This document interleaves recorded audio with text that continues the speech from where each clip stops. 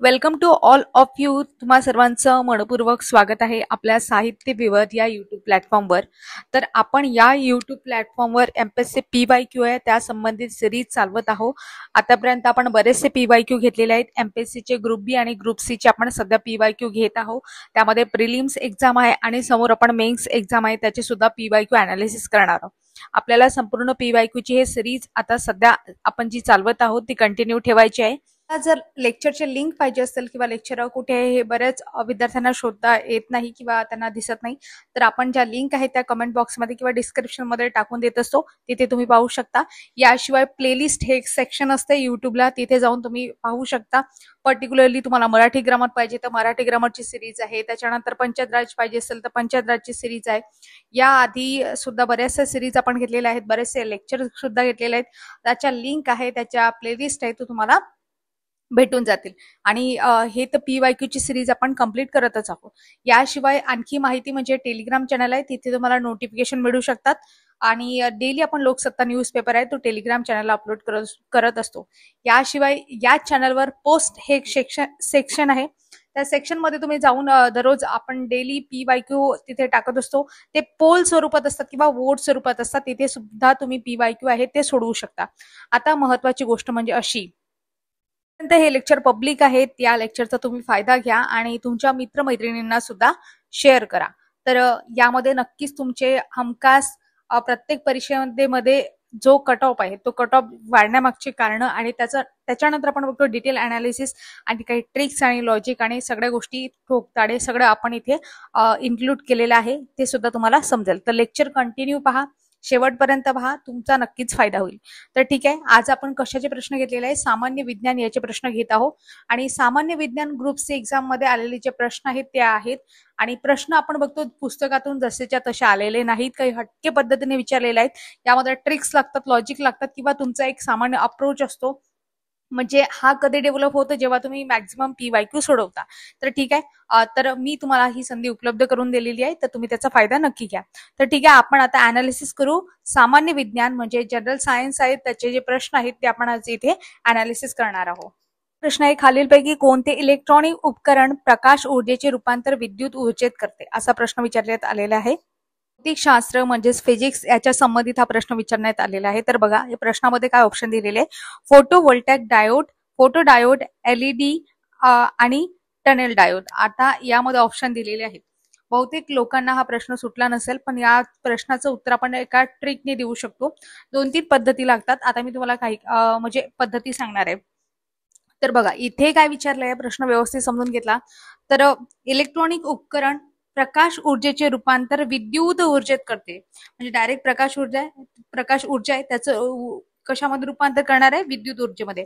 जसं आपण solar panel बघतो, त्यामध्ये काय असते की प्रकाश ऊर्जा असते, म्हणजे सूर्यापासून निघणारा जो प्रकाश आहे त्याचं डायरेक्ट विद्युत ऊर्जेत रूपांतर होते ना. मग या नॉलेजच्या बेसवर तुम्ही म्हणू शकता की याचं उत्तर जे आहे ते फोटोव्होल्टॅइक डायोड आहे. पण आता तुम्हाला काय दिलेलं आहे इथे, काय दिलेलं आहे ऑप्शन मध्ये की photovoltaic diode, photo diode, tunnel diode आणि LED अशा प्रकारे 4 ऑप्शन दिलेले आहेत. तर लक्षात ठेवा इथे डायोड स्पष्टपणे नमूद आहे. तसं आपण बघतो LEDचा अर्थ सुद्धा लाईट इमिटिंग डायोड असा होतो, पण इथे डायोड LED दिलेला आहे, डायोड दिलेला नाही. पण आता इथे डायोड 3 ऑप्शन मध्ये स्पष्ट दिलेलं आहे. तर तुम्ही काय करा, तर डायोड जर तुम्ही पकडलं तर तुम्हाला डायोड पकडा आणि नंतर फोटोव्होल्टॅइक डायोड आहे आणि फोटो डायोड आहे, यामधलं तुम्ही फोटो पकडा. म्हणजे फोटो आणि डायोड जे जास्त तुम्हाला एक्सप्लेन केलेल्या आयोगाने त्या गोष्टी जर तुम्ही पकडल्या, म्हणजे एक तर तुमचं उत्तर फोटो डायोड येईल किंवा फोटोव्होल्टॅइक डायोड येईल. म्हणजे तुम्ही 50-50 मध्ये तरी आले. आणि 50-50 आलेले असल्यामुळे तुम्ही इथे रिस्क घेऊ शकता. 1 द्या नाही ते 2 द्या. या 2 पैकी जरी तुमचं एखादं प्रश्नाचं उत्तर बरोबर आलं तरी तुमचे मार्क वाढण्यास, म्हणजे 50-50 मध्ये तुम्ही रिस्क घेऊ शकता. आणि स्किप न करता अशा प्रकारे 50-50 मध्ये रिस्क घेतल्यामुळे तुमचे मार्क सुद्धा वाढू शकतात. तर तुमच्या प्रश्नाचं उत्तर बरोबर आलं तर, कारण 1/4 निगेटिव्ह आहे आणि तुम्ही जरी रिस्क घेणार नाही तर कोणी ना कोणी रिस्क घेणारच आहे, प्रश्नाचं उत्तर देणारच आहे. म्हणून रिस्क घ्यायला शिका. ठीक आहे, हे झाले लॉजिक आणि ट्रिक. आता आपण करू याचं आणखी अनालिसिस, म्हणजे नॉलेजच्या बेसवर काही समोर प्रश्न आला तर तो सुद्धा तुम्हाला सोडवता येईल. बघा LEDचा अर्थ काय होतो, लाईट इमिटिंग डायोड असतो आणि त्यातून डायरेक्ट विद्युत ऊर्जा असते, त्याचं प्रकाश ऊर्जेमध्ये रूपांतर होते. ठीक आहे, विद्युत ऊर्जेचं प्रकाश ऊर्जेमध्ये, कारण आपण बघतो एलईडी मध्ये विद्युत ऊर्जा असते, त्यामुळे त्याच्यातून आपल्याला प्रकाश ऊर्जा मिळते किंवा आपण त्यातून चित्र बघतो. ठीक आहे. फोटोव्होल्टेक डायोड मध्ये काय होणार आहे की हे एक सौर उपकरण असते ज्याच्यामध्ये उष्णता शोषली जाते, बरोबर आहे, ऊर्जा असते आणि त्याचं रूपांतर विद्युत ऊर्जेत मध्ये होते. फोटो डायोड मध्ये नेमकं काय होते, प्रकाश फोटो डायोड बघा, फोटो डायोड हा प्रकाश जाणवण्यासाठी वापरला जातो. तो प्रकाशाला विद्युत सिग्नल मध्ये रूपांतर करतो पण वीज निर्माण करत नाही. फोटो डायोड बद्दल काय सांगितलं मी, प्रकाश जाणवण्यासाठी वापरला जातो, तो प्रकाशाला विद्युत सिग्नल मध्ये रूपांतर करतो पण विद्युत निर्माण करत नाही. आणि टनेल डायोड असते, हे एक वेगवान इलेक्ट्रॉनिक उपकरण आहे जे निगेटिव्ह रेझिस्टन्स आहेत ते दाखवते पण प्रकाश ऊर्जेचं म्हणजे विद्युत ऊर्जेत रूपांतर करत नाही. अशा प्रकारे आपण ऑप्शन बघितले. ठीक आहे. तर आता हा प्रश्न तुम्हाला समजला असेल डिटेलपणे, सगळ्या गोष्टीने ट्रिक, लॉजिक आणि नॉलेजच्या बेसवर सुद्धा आपण तो सोडला. ठीक आहे. आता पुढचा प्रश्न आहे, बॉल बेरिंगचा वापर यंत्रामध्ये कोणते घर्षण कमी करण्यासाठी होतो, असा प्रश्न विचारण्यात आलेला आहे. आणि ऑप्शन पाहू, स्थितिक घर्षण तुम्ही त्याला स्टॅटिक फ्रिक्शन असं म्हणू शकता, लोटन घर्षण तुम्ही त्याला रोलिंग फ्रिक्शन असं म्हणू शकता, सर्फी घर्षण तुम्ही त्याला स्लायडिंग फ्रिक्शन असं म्हणू शकता आणि वायू घर्षण त्याला तुम्ही फ्लुइड फ्रिक्शन असं म्हणू शकता. अशा प्रकारचे ऑप्शन दिलेले आहेत. तर या प्रश्नाचं योग्य उत्तर आहे सर्फी घर्षण म्हणजे स्लायडिंग फ्रिक्शन.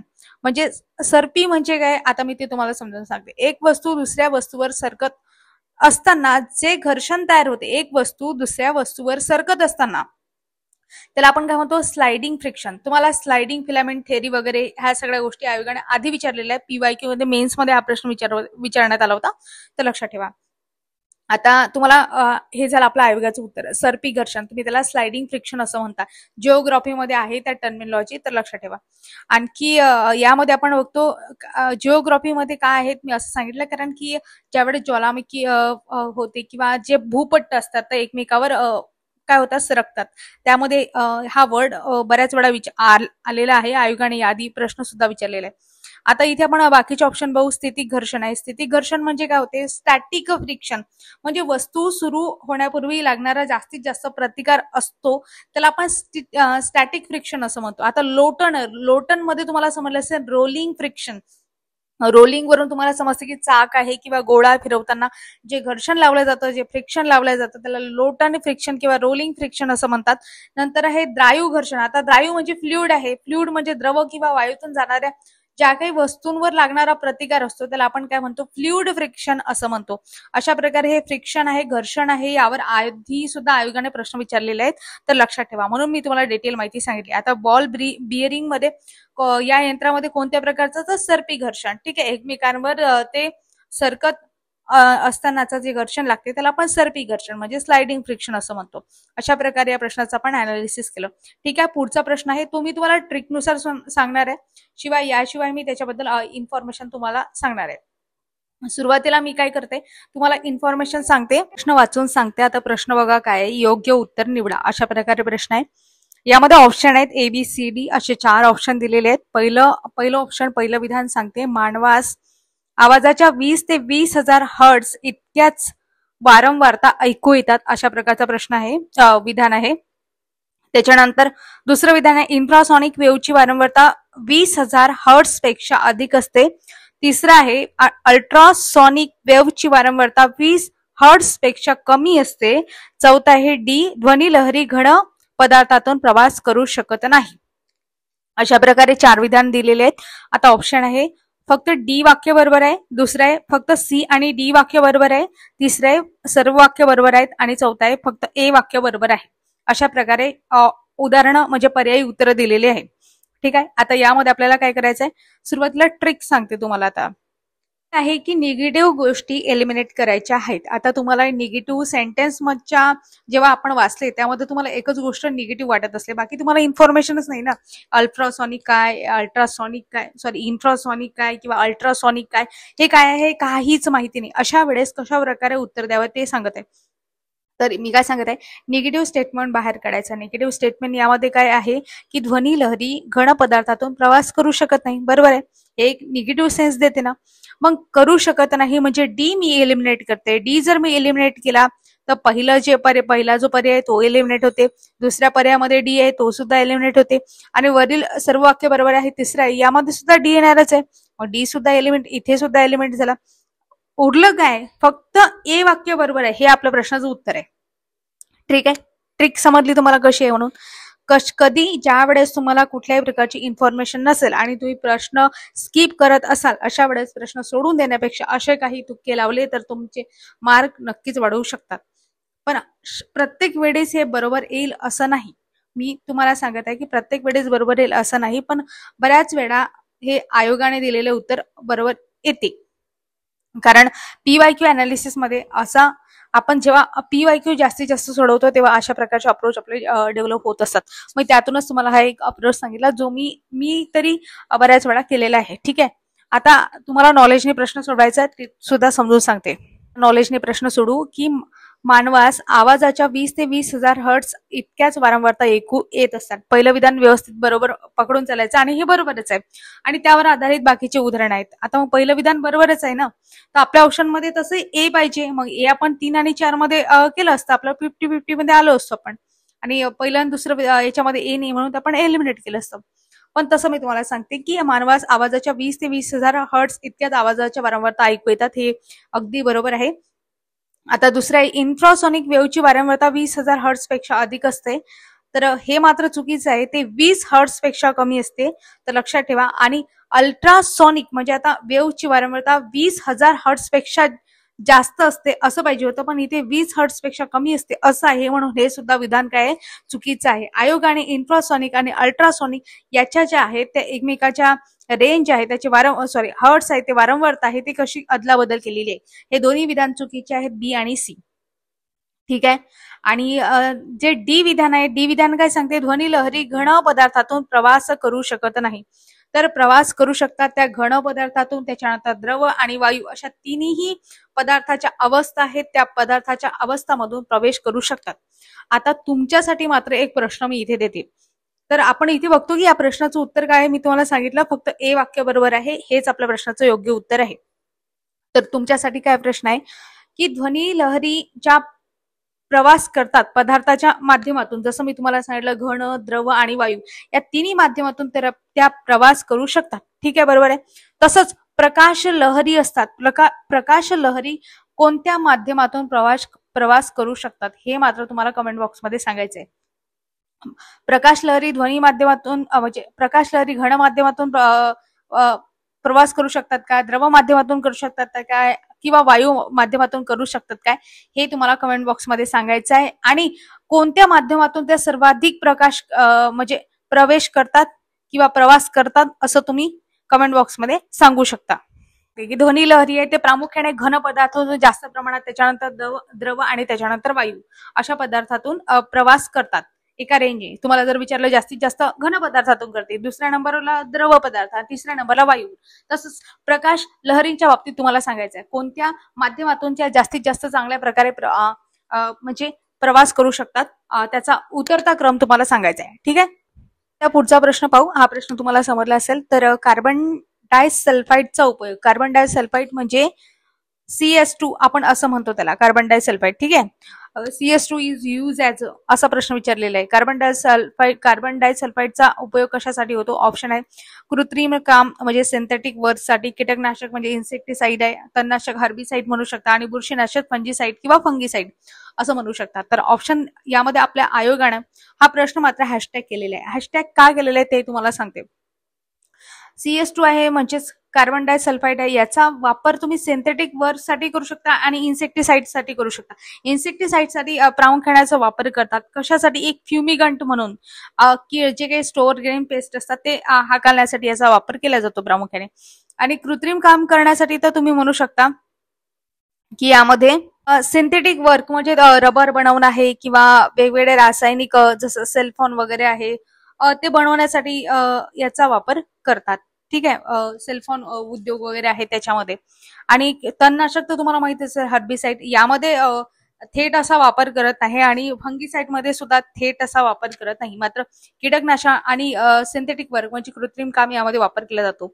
तर म्हणूनच हॅशटॅग दिलेला असेल आयोगाने, म्हणजे या प्रश्नाचे योग्य उत्तर सांगितलेलं नाही. तसं बघितलं तर कीटकनाशक प्रामुख्याने उत्तर असायला पाहिजे होतं, तसं सिंथेटिक वर्क मध्ये करतात, म्हणून दोन्ही प्रश्न आहेत, म्हणजे दोन्ही दोन दोन उत्तर येत आहेत म्हणून हा ऑप्शन कट केला आयोगाने, हॅशटॅग दिला. ठीक आहे. आता पुढचा प्रश्न आहे की कांस्य या मिश्र धातूमध्ये रिकाम जागा या दोन धातूंचा समावेश असतो असा प्रश्न विचारलाय. ऑप्शन आहेत कॉपर आणि टीन, दुसरा आहे कॉपर आणि झिंक, तिसरा आहे कॉपर आणि निकल आणि चौथा आहे कॉपर आणि आयर्न. अशा प्रकारे 4 ऑप्शन दिलेले आहेत. तुम्ही त्याला इंग्लिशमध्ये म्हणू शकता bronze alloy is a combination of, यामध्ये विचारलं आहे जसं copper and tin, copper and zinc, copper and nickel and copper and iron.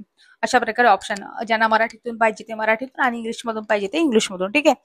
तर आता कांस्य धातू विचारलेले आहे, म्हणजे तुम्ही म्हणू शकता इथे कॉपर आणि टीनचा उपयोग, आणि यालाच आपण काय म्हणतो माहितीये का, म्हणजे अलॉय म्हणत असतात, म्हणजे मिश्रण म्हणत असतात असं तुम्ही म्हणू शकतात, कारण की दोन धातूंपासून बनवलेलं आहे म्हणून. ठीक आहे. तर कांस्य धातूच्या मिश्रणामध्ये काय काय आहे, कॉपर आणि टीन आहे. तसं आपण बघतो दुसरं ऑप्शन सुद्धा आपण अनालिसिस करू, जसं कॉपर आणि झिंक आहे. कॉपर आणि झिंक मध्ये तुम्ही त्याला म्हणू शकता ब्रास म्हणू शकता, म्हणजे पितळ असं म्हणू शकता.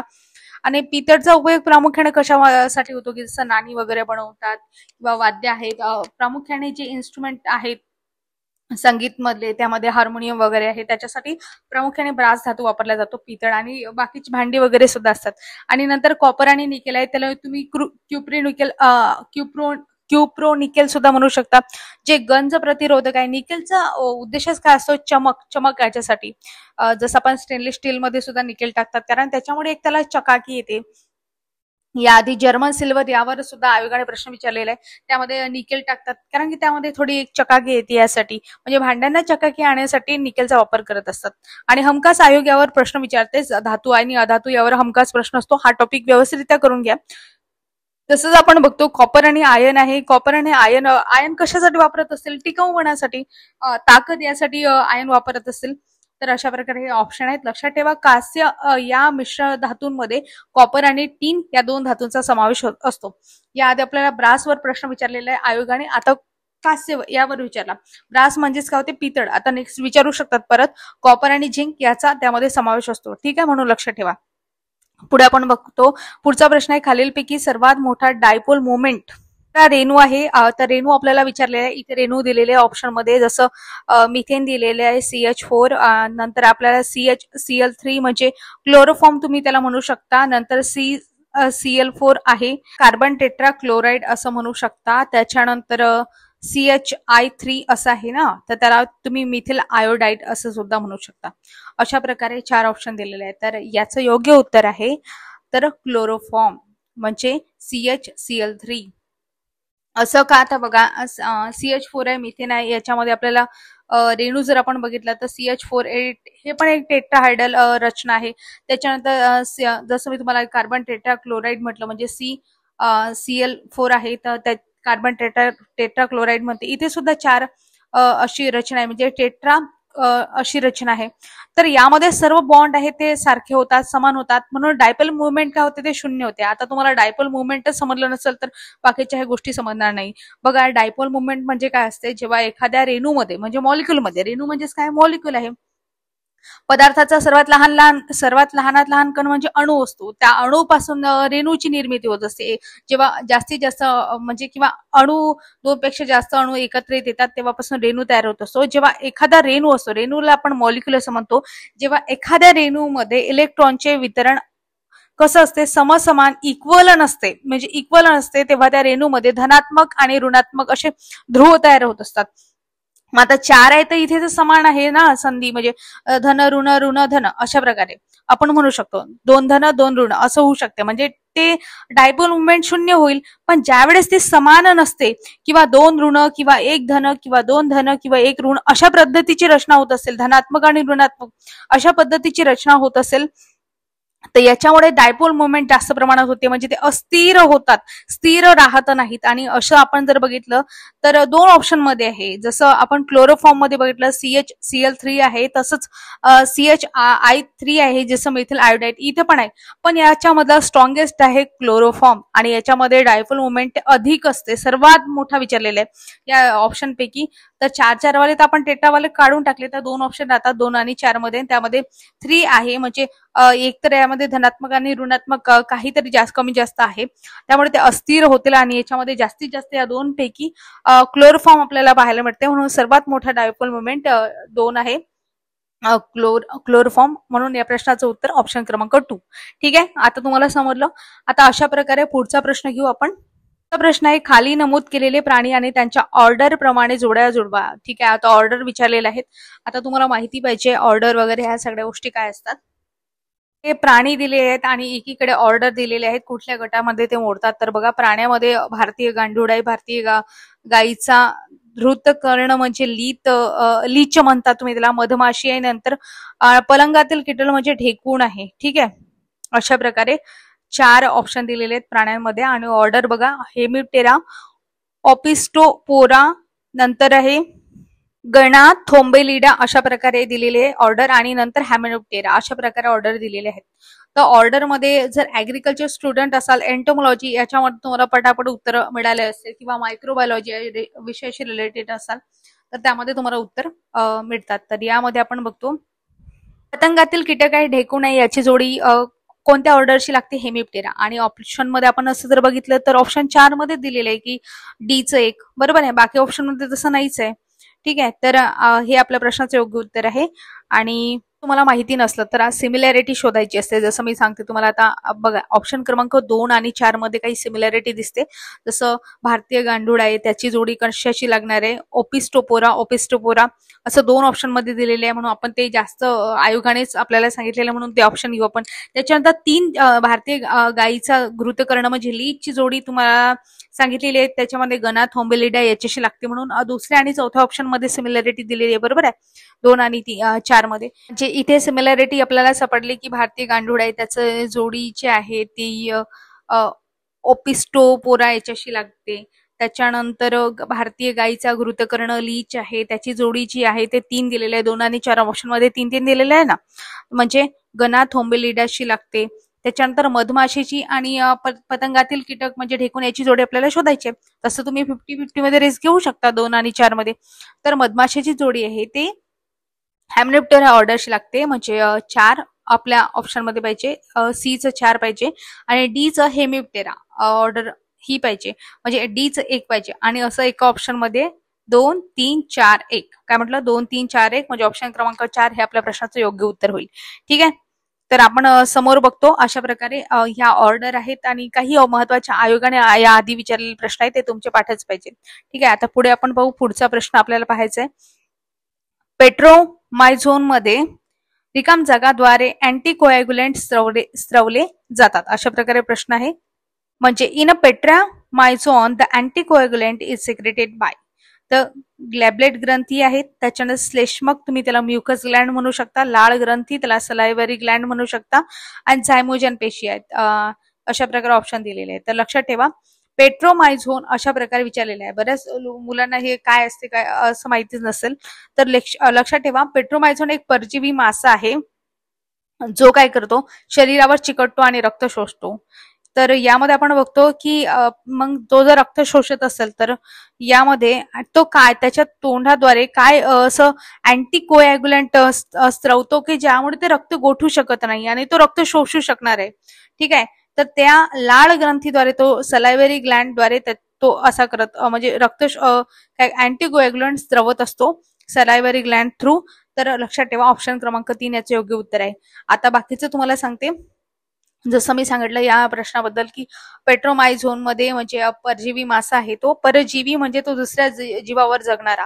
त्याच्यामध्ये श्लेष्मक त्याच्या लाळ सलायव्हरी ग्लँड मधून तो अँटीकोॲग्युलंट स्त्रवून काय करत असते, दुसऱ्या यजमान आहे किंवा होस्ट आहे तो त्याच्यावरचं रक्त ते शोषत असते, म्हणून त्याला परजीवी असं म्हटलं, दुसऱ्या जीवावर जगणारा. ठीक आहे, आता ग्लॅबलेट ग्रंथी आहे म्हणजे श्लेष्मा किंवा म्युकस त्या स्त्रवत असतात, आणि श्लेष्मक ग्रंथी आहे त्या म्युकस आहे, तर साहजिक आहे ते म्युकस ग्लँड आहे. आणि झायमोजन पेशी ज्या असतात त्या एक डायजेस्टिव्ह एन्झाईम स्त्रवत असतात. ह्या कुठल्या झायमोजन पेशी, लक्षात ठेवा बाकीचे ऑप्शन तुम्हाला सांगत आहे, ज्या डायजेस्टिव्ह एन्झाईम स्त्रवतात. ठीक आहे, आता पुढचा प्रश्न पाहू. पुढचा प्रश्न आहे, कांगारू हा प्राणी रिकाम जागा या फायलम मध्ये समाविष्ट आहे. आता इथे फायलम विचारलेली आहे. ठीक आहे, तर यामध्ये ऑप्शन आहे सरीसृप, सस्तन, उभयचर आणि पक्षी. तर आता यामध्ये या प्रश्नाचं योग्य उत्तर आहे सस्तन प्राणी. मला सांगा, कांगारू सर्वाधिक कोणत्या देशामध्ये आढळतात? यावर आधी प्रश्न विचारलेला आहे, हे मात्र तुम्हाला कमेंट बॉक्समध्ये सांगायचं आहे. काय विचारला प्रश्न? कांगारू एक सस्तन प्राणी आहे आणि तो सर्वाधिक कुठल्या देशामध्ये पाहायला मिळतो? ठीक आहे, त्या देशाचं नाव, त्या कंट्रीचं नाव तुम्हाला कमेंट बॉक्समध्ये सांगायचं आहे. सर्च करा आणि सांगा. ठीक आहे, आता इथे आपण बघतो की तुम्हाला सांगितलं मी कांगारू सस्तन प्राणी आहे.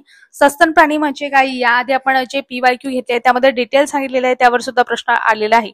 प्राणीशास्त्र आपल्याला एखादा लेक्चर घ्यायचा आहे, मला तुम्ही आठवण करून द्याल की प्राणीशास्त्र या विषयावर लेक्चर घ्यायचं आहे म्हणून, कारण लेक्चर झाल्यानंतर मला आठवण राहत नाही, तर तुम्ही मला आठवण करून देत जा. ठीक आहे, सरीसृप याच्यामध्ये कुठले कुठले प्राणी मोडतात? जसं साप आहे, सरडा आहे, हे सरीसृप मध्ये मोडतात.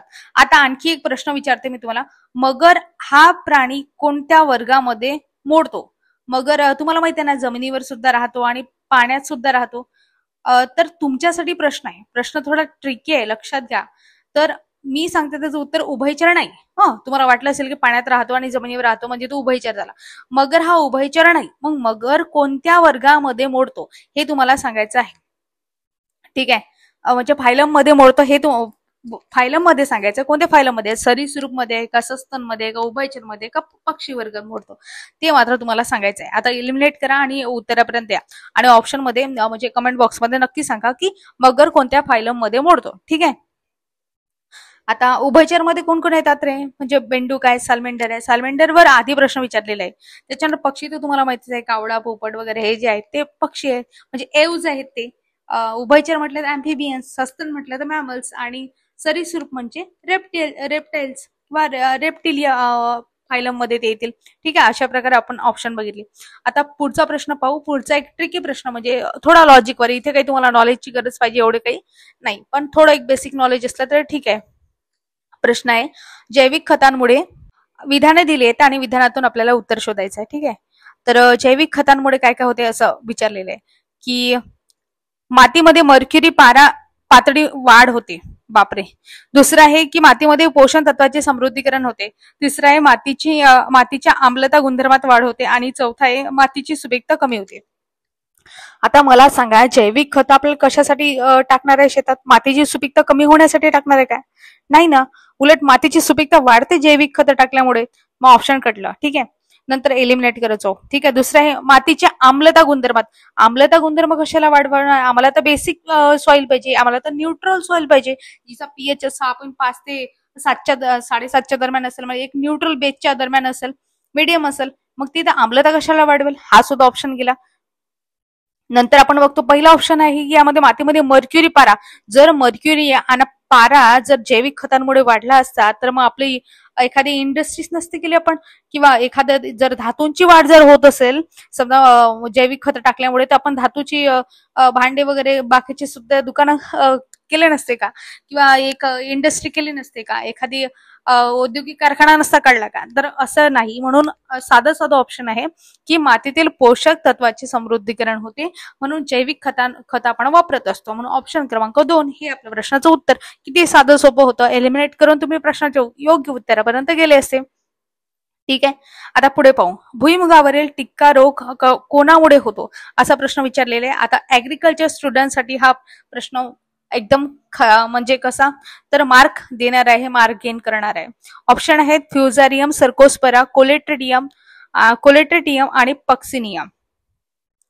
ऍग्रिकल्चर स्टुडंटना हे माहितीच असेल, ह्या सगळ्या काय आहेत? बुरशी आहेत.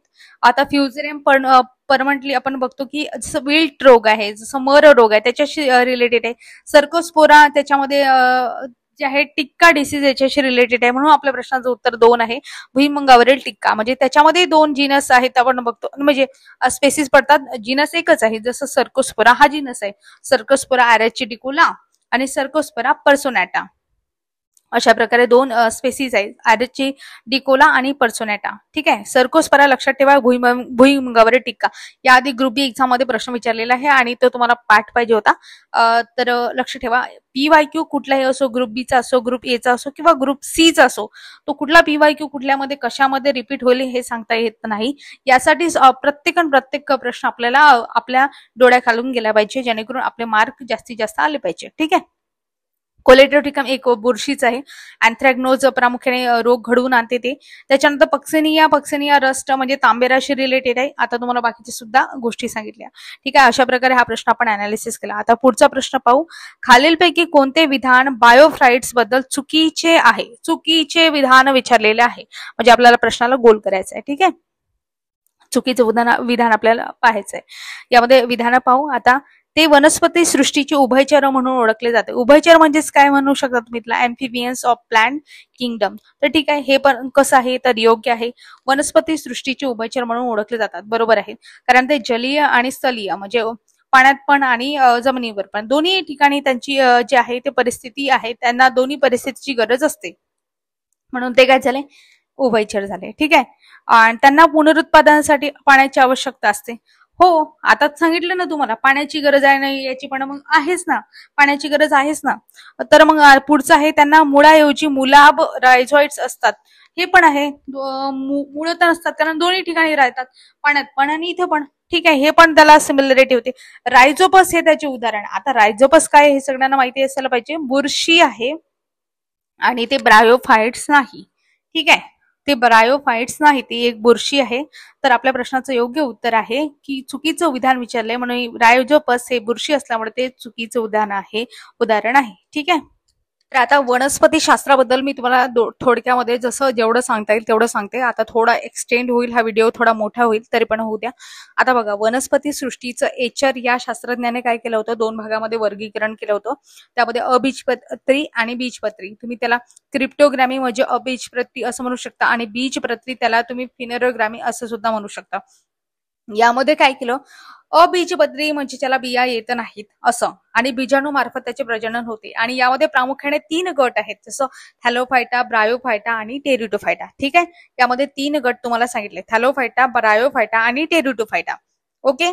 तिसरा प्रकार याच्यामध्ये पडतो बीजपत्री, म्हणजे तुम्ही त्याला फॅनेरोग्रामी असं म्हणू शकता. म्हणजे याला बिया सुद्धा येतात आणि त्या डोळ्यांनी दिसणाऱ्या असतात, असे लैंगिक अवयव सुद्धा त्यांना असतात. आता यामध्ये सुद्धा अनावृत्ती बीजी, जिम्नोस्पर्म आणि अँजिओस्पर्म म्हणजे आवृत्ती बीज, असे 2 प्रकार पडतात. आता आपल्याला जिम्नोस्पर्म आणि अँजिओस्पर्म यांचा आपण ते नंतर पाहू, पण आपल्याला प्रश्न काय त्याच्याशी रिलेटेड मी तुम्हाला सांगते. मी तुम्हाला पहिले सांगितलं की अबीजपत्री आणि बीजपत्री आहे. अबीजपत्री त्याला क्रिप्टोगॅमी आपण असं म्हटलं. त्यामध्ये थॅलोफायटा, ब्रायोफायटा आणि टेरिडोफायटा मी तुम्हाला सांगितलं. इथे ब्रायोफाइट्स याबद्दल प्रश्न विचारण्यात आलेले. सुरुवातीला थॅलोफाइट सांगते. थॅलोफाइटमध्ये काय असते? 3 प्रकारचे शेवाळ असतात, प्रामुख्याने हिरवे शेवाळ, तपकिरी शेवाळ आणि लाल शेवाळ, त्याच्यामध्ये त्याचा समावेश होतो. आणि ब्रायोफाइट्समध्ये काय असते? ते हिपॅटेसी आणि मोसी यावर आयोगाने प्रश्न विचारलेला आहे. लिव्हर वॉट्स तुम्ही त्याला म्हणू शकता आणि मॉसेस, हे 2 प्रकार ब्रायोफाइट्स मध्ये पडतात. आता ब्रायोफाइट्सला वनस्पतींचे काय म्हणतात? उभयचर म्हणतात, कारण यांच्यामध्ये संवहनी जे संस्था असते ते नसते, पण हे काय करते? एक भूचर वनस्पती असून फलन होण्यासाठी याला बाह्य पाण्याची गरज असते, पाणी वगैरे यायला लागते. जसं मी तुम्हाला सांगितलं, जमीन आणि पाणी दोन्हीशी असा संपर्क येतो, म्हणून याला ब्रायोफाइट्स म्हणून उभयचर असं म्हणतात. आणि यामध्ये 2 गट पडतात, जसं लिव्हर वॉट्स त्याला हिपॅटेसी असे म्हणतात आणि मॉसेस आहे त्याला मोसी असे म्हणतात.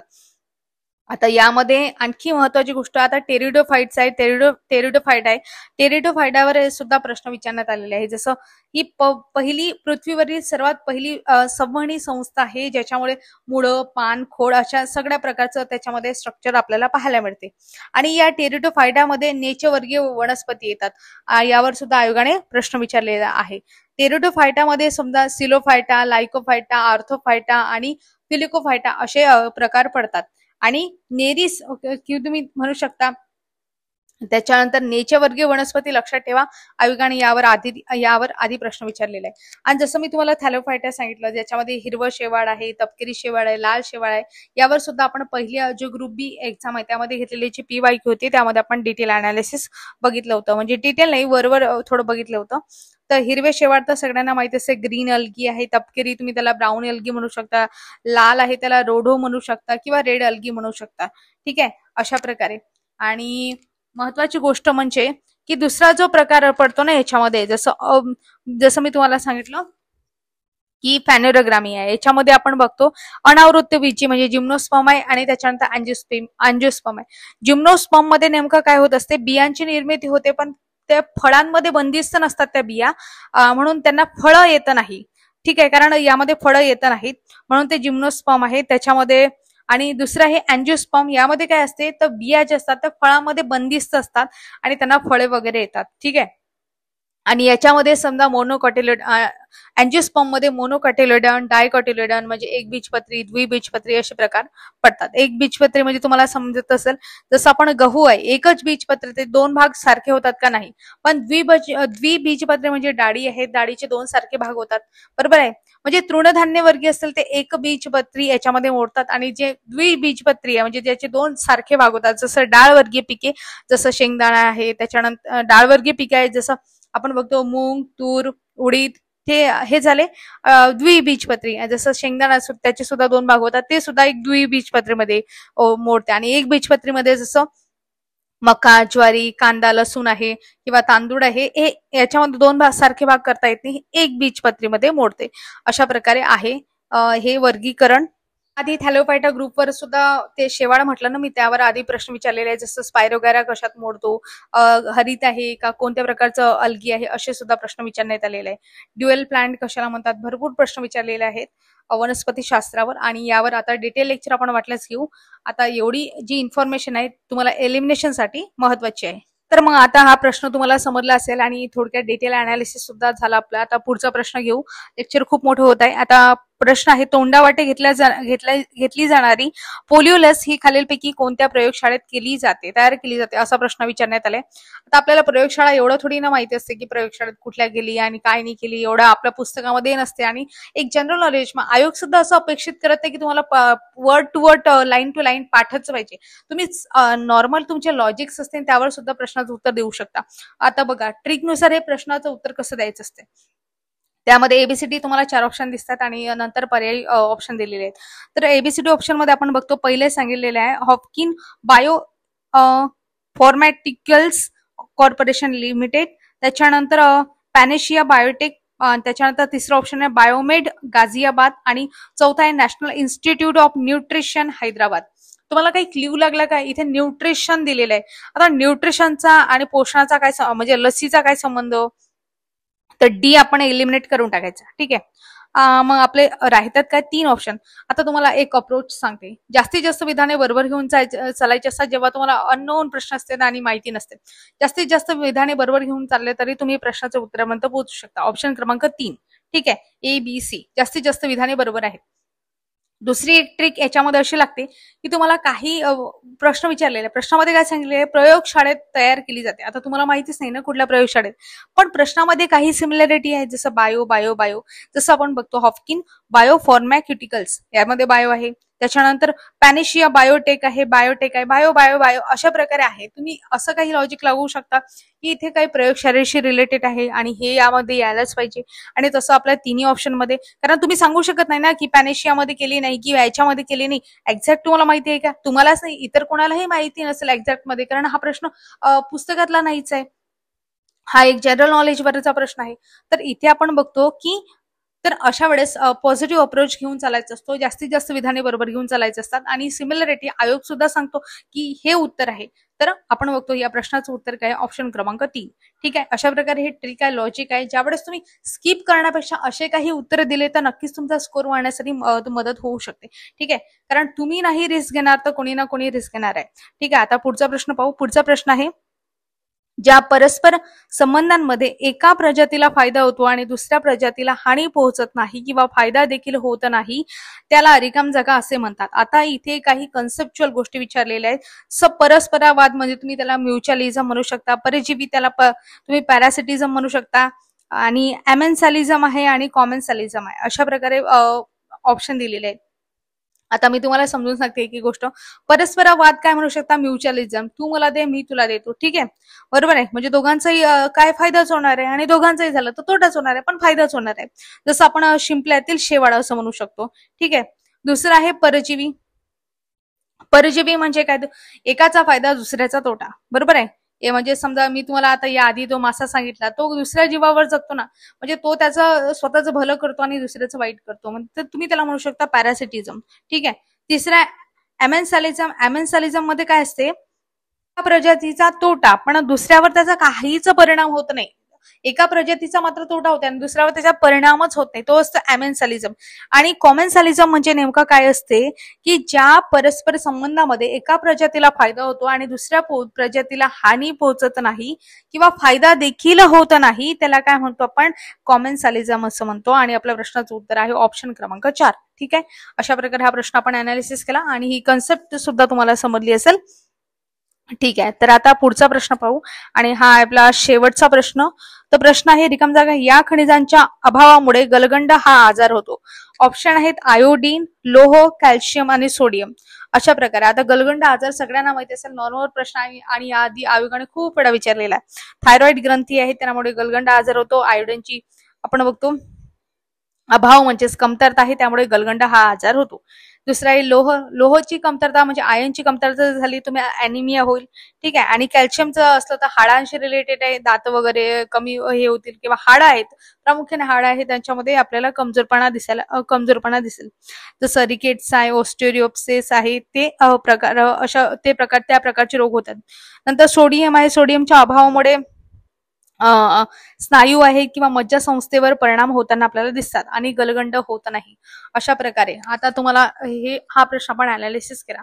ठीक आहे. अशा प्रकारे प्रत्येक प्रश्न आपण डिटेलमध्ये अनालिसिस करत आहोत. तुम्हाला ट्रिक लॉजिक सगळ्या गोष्टी सांगत आहोत. एक अप्रोच डेव्हलप झाला पाहिजे, प्रश्नाची उत्तरं व्यवस्थित देता आली पाहिजेत. आणि बऱ्याच विद्यार्थ्यांना हे माहिती नसते अशा प्रकारच्या ट्रिक्स लॉजिक्स किंवा काय प्रश्नाची उत्तरे द्यावी, कारण फक्त ते पुस्तक वाचण्यावर भर देत असतात. तर असा सुद्धा एक अप्रोच तयार केला पाहिजे जेव्हा आपला आउट ऑफ दी बॉक्स प्रश्न येतो तेव्हा.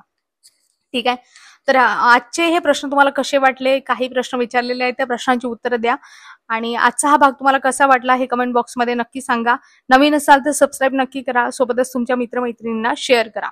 सुद्धा या उपक्रमाबद्दल सांगा आणि त्यांच्यापर्यंत सुद्धा नॉलेज आणि इन्फॉर्मेशन पोहोचवा. ठीक आहे. भेटूया अशाच नवनवीन व्हिडिओसह पुढील भागामध्ये. तुमचे काही प्रश्न वगैरे असतील तर कमेंट बॉक्समध्ये बिंदासपणे मांडू शकता, बोलू शकता. ठीक आहे. भेटूया पुढील भागामध्ये अशाच नवनवीन व्हिडिओसह. तोपर्यंत तुम्हा सर्वांचे मनापासून आभार. धन्यवाद.